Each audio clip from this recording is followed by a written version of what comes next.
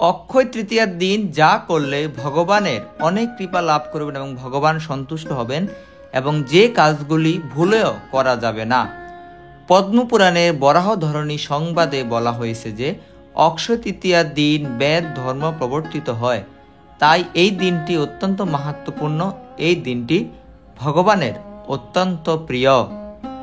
এই দিনে পিতৃপুরুষের শ্রাদ্ধ করলে, তর্পণ করলে, প্রাতঃ স্নান করলে, ভগবানের হোম বৈষ্ণবদের দান করলে তাকে আর নরকে যেতে হয় না। এই মহিমান্বিত দিনে যা করবেন তাই অক্ষয় হয়ে থাকবে। তাই এই দিনে বিশেষ কিছু কাজ করলে ভগবানের অনেক অনেক কৃপা লাভ করবেন। অক্ষয় তৃতীয়ার দিন যা করবেন, অক্ষয় তৃতীয়ার দিন ব্রাহ্ম মুহূর্ত বা অন্তত সূর্যোদয়ের পূর্বেই শয্যা ত্যাগ করে স্নান করবেন। বিশেষ করে গঙ্গা স্নান বা নিকটস্থ কোনো পবিত্র নদীতে স্নান করতে চেষ্টা করবেন। আপনার দাদর সঙ্গে স্নানের পর তিলক ধারণ করবেন। শ্রদ্ধা ও নিষ্ঠার সহিত ভগবানের সেবা পূজা ও ঘৃত প্রদীপ দ্বারা ভগবানের আরতি করতে চেষ্টা করবেন। যেহেতু এই তিথি ভগবানের অত্যন্ত প্রিয়, তাই এই বিশেষ তিথিতে আপনাদের রান্নাঘরে চুলো পরিষ্কার করে বিবিধ প্রকার ভোগ, বিশেষ করে পায়েস এবং মিষ্টি জাতীয় ভোগ রন্ধন করে ভগবানকে নিবেদন করে সেই দিন আপনারা কৃষ্ণ প্রসাদ গ্রহণ করবেন। কোনোভাবে কৃষ্ণ প্রসাদ ছাড়া অন্য কিছু গ্রহণ করবেন না।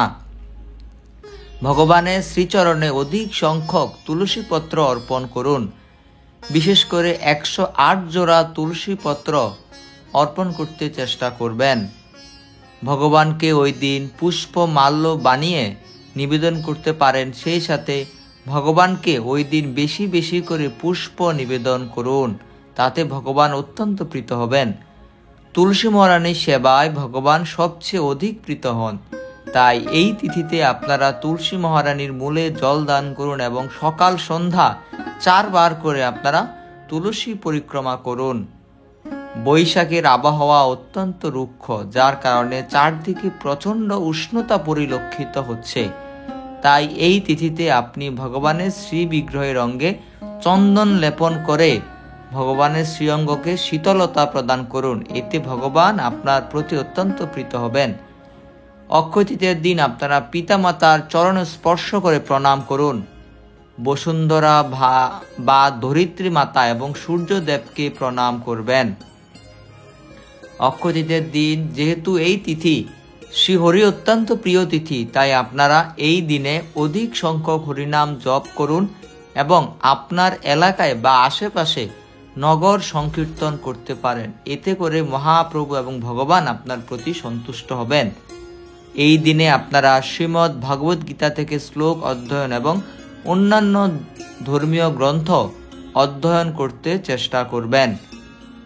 ভক্তরক্ষক ভগবান, সর্ববিঘ্ন বিনাশক ভগবান শ্রী নৃসিংহদেবের 108টি নাম পাঠ করবেন এবং নৃসিংহ কবচ পাঠ করতে চেষ্টা করবেন।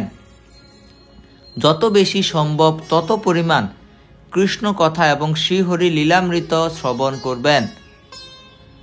অক্ষয় তৃতীয়ার দিন আপনারা বৈষ্ণব ব্রাহ্মণ ভগবানের অত্যন্ত প্রিয়, তাই এই দিনে আপনারা এই তিথিতে কোনো বৈষ্ণবকে ব্রাহ্মণকে গৃহে নিমন্ত্রণ করে ভোজন করালে ভগবান আপনাদের প্রতি অত্যন্ত প্রীত হবেন।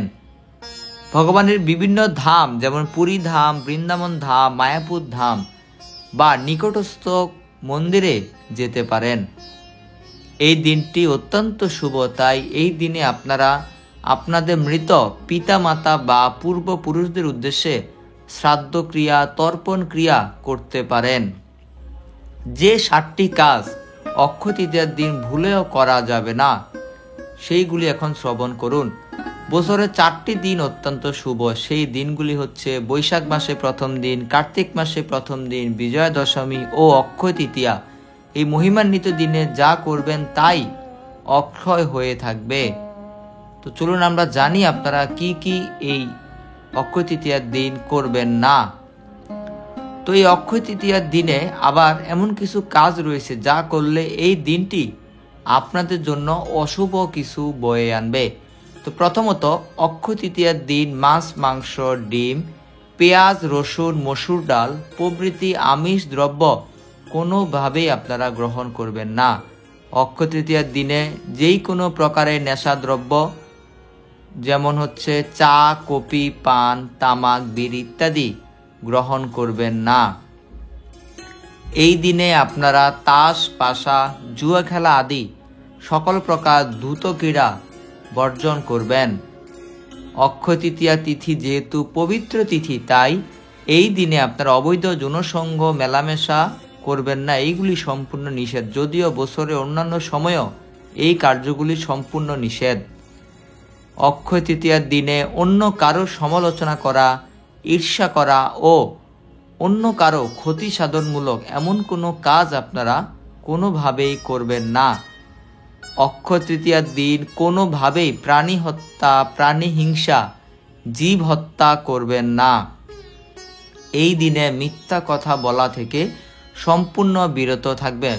সুপ্রিয় ভক্তবৃন্দ, এই দিনে ভালো ভালো এই কার্যগুলি করে এবং এই কার্যগুলি থেকে বিরত থেকে আপনার এই দিনটিকে বিশেষ মহিমান্বিত করে তুলুন। হরে কৃষ্ণ।